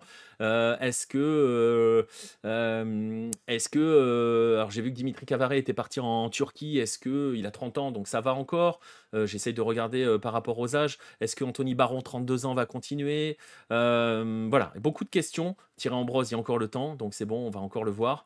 Il y avait quand même quelque chose de mieux à faire. Il y a un côté frustrant, et il y a un côté frustrant dans le contenu, parce qu'on n'a pas vu, voilà, on a vu beaucoup de mauvais choix. Est-ce que ça sera toujours Angloma à la tête des Guada Boys? Écoute, je n'ai pas vu passer d'infos comme quoi pour l'instant ça ne serait plus lui. Donc on va surveiller. La Guadeloupe a joué 10 minutes face à l'Arabie Saoudite et c'est tout. C'est un peu le problème. Bon, après, ce qui l'aide pas sur le premier match, enfin, je sais pas. C'est compliqué, et c'était frustrant parce qu'offensivement, le nombre de fois où on s'est arraché les cheveux sur les décisions qui étaient prises devant, il y avait des choses, il y avait un potentiel et le potentiel on l'a pas vu. Et c'est la même chose avec Haïti. Alors avec Haïti, il y a tout un contexte aussi, hein. On le sait, c'est très compliqué du côté d'Haïti. Du point de vue social, du point de vue politique, de plein de points de vue, ça doit forcément peser, hein, c'est une évidence. Et on arrive avec le même sentiment au final, c'est-à-dire qu'on se retrouve avec une sélection qui, sur le papier, est extrêmement intéressante, vraiment, très très intéressante, qui va maintenant partir en éliminatoire pour la Coupe du Monde, mais qui part en éliminatoire avec la Coupe du Monde avec beaucoup d'interrogations. Il y avait une première alerte juste avant la Gold Cup, hein, la lourde défaite à domicile, enfin domicile, façon de parler, puisqu'ils ne jouent pas à domicile, hein, et c'est ça le problème pour Haïti aussi. Face à Curaçao, c'était juste avant la Coupe du Monde, avant la Gold Cup, pardon. On sait que le sélectionneur Sébastien Migné n'est pas menacé, hein, parce que pour le coup, l'objectif, c'est comme pour Panama, l'objectif, c'est les éliminatoires pour la Coupe du Monde 2026, donc c'est à la rentrée. Mais voilà, on a vu des choses offensivement parlant où Pareil, le même manque d'efficacité. En fait, c'est vraiment un manque d'efficacité dans les zones d'intérêt, dans les zones de vérité, que ça soit devant ou derrière. On a vu des erreurs défensives que tu n'as pas le droit de commettre à ce niveau-là, et on a vu des mauvais choix offensifs. On est sur le même niveau, et je sais pas si on parle je sais pas si finalement le mot déception, c'est le mot qui s'applique. Je dirais peut-être plus le mot frustration de ne pas les avoir vus faire mieux. Est-ce qu'on les voyait trop beaux? Je suis pas sûr. L'avenir nous le dira. Mais ça va être très compliqué pour Haïti hein, dans sa phase de groupe parce que Haïti ne jouera aucun match à la maison. Je vous rappelle, je vous remonte dans quel groupe ils sont. Ils ont le Costa Rica, ils ont le Honduras. Voilà, c'est ça. Je suis d'accord. Exactement ce que vient de dire Dame Not Sorry, c'est-à-dire, faut pas trop compter sur eux. Je suis même pas sûr qu'ils touchent leur prime, et donc dur de se motiver. C'est un peu le sentiment qui en ressortait. Est-ce qu'il y a une volonté? Est-ce qu'il y a une vérité? Vraiment l'envie d'y aller? Bon, là, c'est des éliminateurs Coupe du Monde, c'est différent, mais vraiment, le contexte est très pesant, trop négatif pour que tu puisses espérer beaucoup de choses. On va voir. Les certitudes semblent quand même minimes, hein, vraiment, vraiment minimes pour Haïti dans l'optique des éliminatoires de la Coupe du Monde. Le groupe paraît très compliqué parce que Costa Rica semble promis à la première place, et se battre pour la deuxième place dans ces conditions-là, avec le Honduras. Et avec peut-être le Nicaragua, hein, on verra. Hein, il y a un monde dans lequel le Nicaragua se relève et se montre dangereux. Ça s'annonce quand même très compliqué. On a quasiment terminé ce bilan. On a fait quasiment toutes les équipes. J'ai dit, on ne ferait pas toutes les équipes, mais on les a fait toutes. Mais vous voyez, j'ai anglais un petit peu. On est à quoi? 1h23, ça va, c'est pas trop mal. Il reste une équipe, c'est la République dominicaine. Et elle, pour le coup, je ne vais pas la mettre dans le rayon des déceptions parce que c'était une découverte, hein, très clairement. Difficile de tirer des conclusions sur la République dominicaine. On a vu des choses intéressantes. En fait, ce qu'on peut noter, c'est cette progression. C'est cette progression. On a vu une équipe qui n'a pas flanché face au Mexique, par exemple, qui a du coup bousculé un petit peu un Mexique qui n'avait pas réussi à se mettre à l'abri. On a vu des choses aussi intéressantes face au Costa Rica. C'était la première participation de la sélection à la Gold Cup. Ce qui est intéressant, c'est que c'est cette dynamique, et c'est en ça qu'on va garder la République dominicaine de côté. Euh, c'est... euh, c'est c'est de voir comment ça va continuer à avancer. La République dominicaine s'est qualifiée à la Gold Cup en remportant son groupe de Ligue des Nations. Donc Ligue des Nations, ils vont être en Ligue A à partir du prochain cycle, et donc vont pouvoir continuer à se mesurer à des plus gros niveaux, et donc continuer d'essayer de progresser. Peut-être la petite frustration un petit peu que l'on peut avoir sur cette Gold Cup par rapport à la République dominicaine, c'est qu'on aurait quand même aimé voir ce que ça aurait donné avec Mariano Diaz en attaque. Il préférait rester en Europe pour gérer un potentiel transfert. Voilà, mais on a pris note de l'évolution de la République dominicaine, qui pour sa première Gold Cup a pris un point. C'est pas négligeable, ça paraît anodin, mais c'est pas négligeable, et qui a proposé des choses très intéressantes dans le contenu. À voir donc maintenant sur le prochain cycle de Ligue, sur le prochain cycle de Ligue des Nations. Voilà pour donc ce bilan de la Gold Cup. Je vais juste le terminer en vous montrant deux, trois choses. Le Suriname peut trouver dans cette Gold Cup quelques éléments de progression. Oui, oui, très clairement, très clairement. Et peut essayer de se dire, avec ces certitudes-là, qu'il peut essayer d'aller jouer une deuxième place derrière la première qui est prévue pour Panama. Mais il peut y avoir des accidents. Normalement, non, mais sait-on jamais. Je voulais juste terminer pour vous montrer quand même quelques trophées qui ont été remis. Le 11 type de la Gold Cup, le voici. Avec Malagón dans les buts, on va y revenir dans un instant. Johan Vázquez, César Montes et Chris Richards en défense, ça va. Il est assez cohérent, hein, le 11, hein, dans l'ensemble. Edson Alvarez, Diego Luna d'un côté. Mince, j'ai mangé son nom. J'arrive pas à le lire. Et j'ai mangé son nom. Je vais le retrouver tout de suite. C'est Reyes. Pourquoi ils ont mis Reyes González? Ouais, c'est Reyes. Et Darlene Reyes pour la République dominicaine. Oscar Santis, qui, je le disais, a été très très bon. Malik Tillman, forcément. Et devant, Raúl Jiménez. Évidemment, Raúl Jiménez et forcément Ismaël Diaz parce que meilleur buteur de la compétition. Qu'est-ce que Diego Luna fait ici? Il a fait une très très belle Gold Cup. Il mérite cette place dans ce couloir-là. T'aurais mis qui, Raph, sur cette Gold Cup-là? Voilà. Moi, très franchement, ce 11, je le trouve très courant. Murillo, ouais. Ouais. Non, Diego Luna, ça me paraît très courant. C'est un 11 très offensif, hein, quand même, on va pas se mentir. Faut pas perdre le ballon, hein. Sinon tu vas être vite en danger quand même. Mais c'est le principe de ces 11. Ce 11 est assez cohérent de manière générale. Je rappelle donc que le meilleur joueur, je sais pas si ça vient de mon smartphone, mais le nom des joueurs est illisible. Je t'avoue que j'ai eu du mal à le lire et j'ai pas trop compris. Je veux bien le réafficher. C'est peut-être un peu petit. Alors je te le dis, Malagón dans les buts, Johan Vasquez, César Montes, Chris Richards, défense à 3, Diego Luna à gauche, Edson Alvarez dans l'axe en 6, juste devant la défense, Reyes à droite, le joueur de la République dominicaine, Malik Tillman et Oscar Santis, derrière un duo d'attaquants, Raúl Jiménez, Ismaël Diaz. Voilà pour le 11. Qui est assez cohérent. Le meilleur joueur de cette compétition nommé a été Edson Alvarez. Bon, c'est pas forcément déconnant non plus. Très honnêtement, je pense que j'aurais mis Raúl Jiménez. Mais pourquoi pas Edson Alvarez? Il a marqué le premier et le dernier. Il est le capitaine champion. Il a fait une bonne Gold Cup. Il a aussi bouché quelques trous quand ça commençait à vaciller défensivement, dans les rares épisodes où ça vacillait du côté du Mexique défensivement parlant. Donc c'est pas non plus hyper déconnant d'avoir Edson Alvarez meilleur joueur. Le meilleur jeune, je le disais tout à l'heure, c'est le Guatémaltèque Holger Escobar qui a fait. C'est pareil, c'est pas volé non plus. Ça me semble assez cohérent. Et c'est assez intéressant de voir que la CONCACAF, quand même, est sortie un petit peu de l'axe Mexique-USA. Il y a beaucoup d'Américains et de Mexicains, pardon, forcément, c'est les deux équipes finalistes. Mais voilà, on a un Panaméen dans le 11 type, on a un Guatémaltèque comme meilleur jeune, on a un joueur de la République dominicaine et on a un autre Guatémaltèque dans le 11. C'est intéressant de voir cela. On espère que ça augure de choses intéressantes par la suite. Le seul point discutable, je pense, il est là. C'est dans le choix du meilleur gardien, Luis Malagón. Pas que Luis Malagón n'est pas un excellent gardien. Hein, je l'avais dit au début de la Gold Cup, c'est probablement le meilleur gardien mexicain à l'heure actuelle. Sauf qu'il n'a pas eu grand-chose à faire dans cette Gold Cup, Malagón. Donc, en comparaison, je crois que j'avais vu passer un tweet en réponse à ça où un mec disait Keylor Navas en un match a fait autant d'arrêts que Malagón sur toute la compète. C'est pas complètement faux.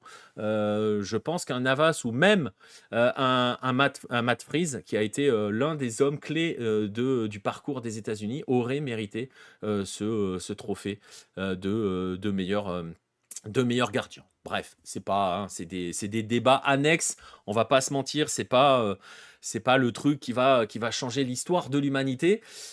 Mais c'est ainsi donc que se termine cette Gold Cup. Salut à King Giannissi qui arrive au moment où on a terminé. C'est terrible, King Giannissi. C'est terrible. On arrive au bout. On le donne toujours aux gagnants. En fait, alors, c'est pas totalement faux ce que tu dis. On donne souvent les trophées aux joueurs qui sont présents sur la pelouse le jour de la finale. Voilà. Donc c'est vrai que ça compte. Et ça, c'est un élément qui compte. Dans beaucoup de tournois, c'est un facteur. C'est-à-dire que quand tu hésites entre 2-3 joueurs, entre 2 joueurs, par exemple, t'es vachement plus à l'aise quand il y en a un qui est pas là. Donc du coup, tu le donnes à l'autre. Là, pour le coup, tu vois, par exemple, pour Malagón, Freese était là en face. Hein. Tu peux le donner à Freese. Hein. Très honnêtement, et ça aurait pas été déconnant. Que tu le donnes pas à Navas parce qu'il est pas là et qu'il est rentré à la maison depuis longtemps, ok. Que tu le donnes pas à Matt Freese, parce que Malagón n'a pas fait grand-chose dans cette Gold Cup, on va pas se mentir. Et une fois de plus, ça ne retire pas les qualités qu'il a. Aussi, la finale, ça peut changer beaucoup de choses.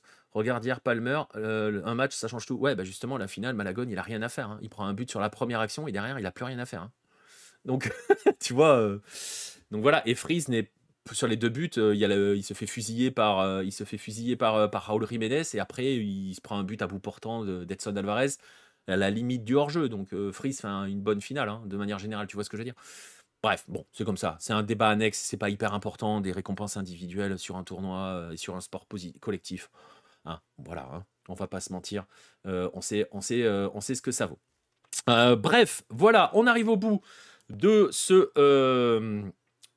de ce gros bilan de la Gold Cup. Et vous voyez pourquoi je voulais consacrer toute l'émission à ça et rien qu'à ça, parce que 1h30 quand même pour dresser le bilan général de cette Gold Cup. J'espère, si vous l'avez suivi, que vous l'avez kiffé cette Gold Cup. Est-ce que Malagón est considéré comme le successeur de Memo Ochoa? On verra, c'est une bonne question. Seul l'avenir pourra le dire. C'est une réponse bateau que je te fais, mais Ochoa, c'est quand même une légende au Mexique. Et d'ailleurs, encore plus, parce qu'on a vu, et c'était une question qu'on se posait, et tu vois, on va terminer ce bilan Gold Cup sur Memo Ochoa, c'est pas plus mal de terminer sur Memo Ochoa. On s'était posé beaucoup de questions sur la sélection de Memo Ochoa dans ce groupe-là. Et on s'est aperçu que Memo Ochoa est devenu le grand frère de cette sélection-là. Pouvait se poser la question de savoir est-ce que ça allait être facile dans le vestiaire de gérer Memo Ochoa, qui est Memo Ochoa, dans ce vestiaire-là. Voilà, c'est extrêmement facile. Ochoa, c'était le grand frère. Et c'est peut-être aussi ce qui a ramené du calme au sein de toute cette sélection-là. Voilà. Équipe type de la Coupe du Monde des clubs, il y a Bono, mais le meilleur gardien, c'est Sanchez de Chelsea. Tu comprends rien, donc c'est pas étonnant qu'on le donne aux gagnants. Oui, après, oui. Mais le fait est que, tu vois, Sanchez était là. Et tu peux pas donner à Donnarumma qui a pris 3 buts en finale. Voilà. Donc ça s'est joué là. Alors que Bono, il y a un moment qu'il est reparti. Peut-on finir le bilan sur l'image de Gianni sur le podium? Alors, tu veux que je te dise, j'avais entre guillemets prévu de la passer. Et je ne l'ai pas mise. Je ne l'ai pas mise. Je ne sais pas si je dois la mettre. Je ne sais pas si vous avez envie de voir ça.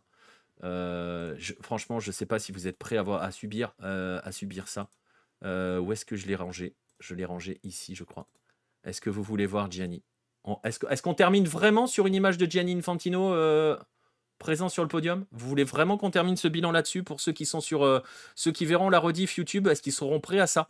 Est-ce que tu penses qu'ils pourront encaisser cette dure image à la fin? Oui, vous la voulez? Vous la voulez? Allez, voilà. La dernière image de cette Gold Cup. Je l'ai pas vu. Menteur, Isanoé, menteur.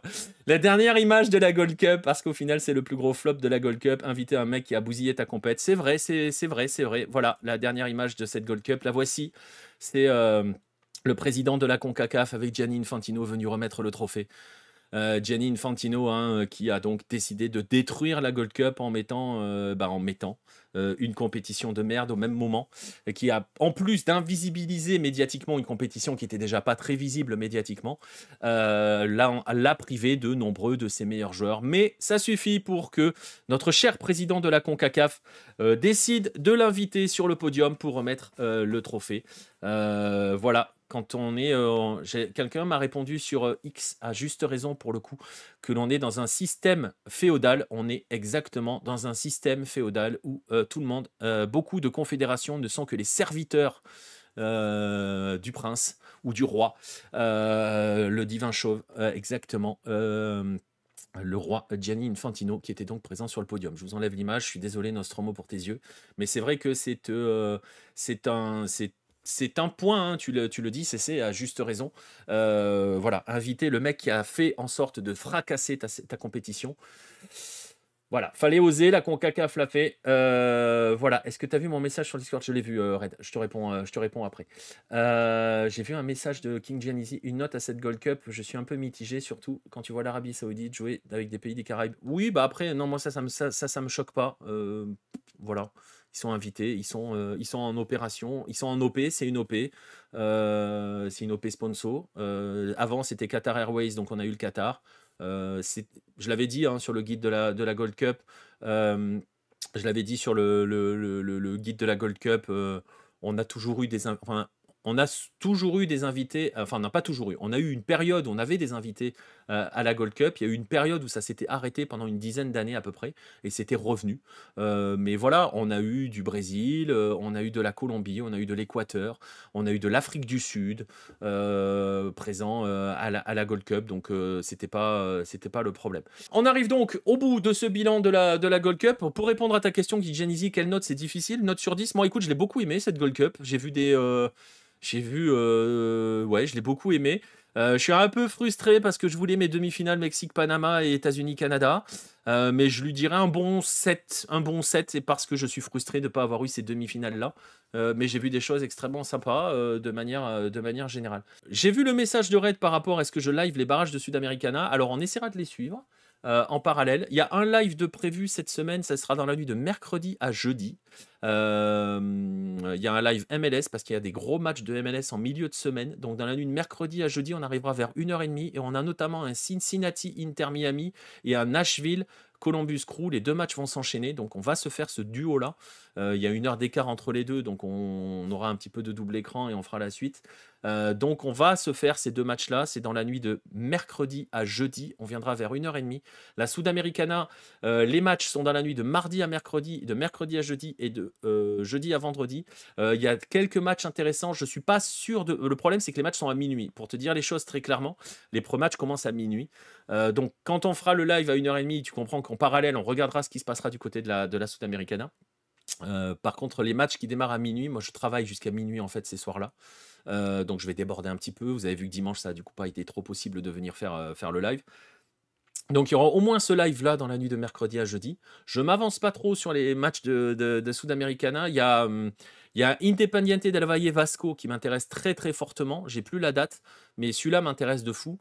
Donc voilà. De toute façon, il y a pas de pour le match de Boca, on n'a rien raté. C'est vrai qu'en plus on n'a rien raté. Moi j'ai pas vu le match de Boca, j'ai vu le match de River derrière. Mais j'ai pas vu le match de Boca. IDV c'est cool, mais c'est à 2h30. Oui, mais c'est quand du coup je crois que c'est à 2h30, mais je crois que ça sera plus ou moins. Je sais pas si c'est dans la nuit. C'est pas dans la nuit de mardi à mercredi. Ça doit être ça. Ça doit être dans la nuit de mardi à mercredi. Et je me suis posé la question de savoir est-ce que ça vaut le coup de lancer un live à 2h du matin. Donc voilà. Et Nostromo valide que CC est présent dans le Discord. Bon ben voilà, très bien. Donc voilà pour les rendez-vous. Le prochain rendez-vous, il est là. Il est dans la nuit, donc de mercredi à jeudi, et c'est demain dans la nuit. Ouais, c'est ça. Donc je suis pas sûr de lancer un live à 2h30 du matin, si tu vois ce que je veux dire. Peut-être que si ça me prend comme ça, je le lancerai, mais je préfère ne pas l'annoncer. Donc voilà, Boca a toujours la même histoire. Les matchs sont difficiles à regarder. C'est vrai. C'est vrai. Qu'est-ce que je voulais dire? Donc le prochain rendez-vous, ça, j'ai forcé via l'app, mais le lien, ça n'allait pas. C'est bizarre parce que tu vois, j'ai cliqué sur le lien pour voir et ça m'a envoyé direct sur le Discord. Bon, écoute, je note ton truc, je note ta remarque, ton impossibilité. S'il y en a d'autres qui ont des soucis en cliquant sur le lien pour le Discord, faites-moi signe et j'essaierai de voir ce que ça. Les matchs de minuit sont pas très tentants. Je crois que le match de minuit de mardi à mercredi, c'est Central Cordoba. Je sais plus contre qui, mais je sais que c'est Central Cordoba. Si, contre le Cerro Largo, je crois. Contre les Uruguayens du Cerro Largo. Je crois que c'est un truc comme ça. Mais bon, bref, on verra. Si jamais ça me prend, peut-être que je lancerai un live. Donc voilà. Et dans la lucarne, donc probablement vendredi entre midi et 2. Entre midi et 2. Voilà, je vous tiendrai au courant sur l'heure exacte. Vendredi, comme on est un peu tranquille, peut-être que je ferai ça vers 13h. Peut-être plus. Tu vois, du coup, on est vraiment pile entre midi et 2. Mais oui, donc vendredi dans la lucarne, on se posera, on fera un petit point sur certains championnats de Hello et je vous donnerai 3 matchs. Je vous expliquerai, je vous dirai 3 matchs à regarder dans le week-end qu'il ne faudra pas rater pour présenter un petit peu le week-end. Et ça sera l'occasion. Je vais le reformater un petit peu par rapport à ce que j'avais fait autrefois, mais le formater sur le sens, sur le côté. Je vous montrer un petit peu ce qui se passe sur certains championnats. Et donc, je ne sais pas si Nier est encore là.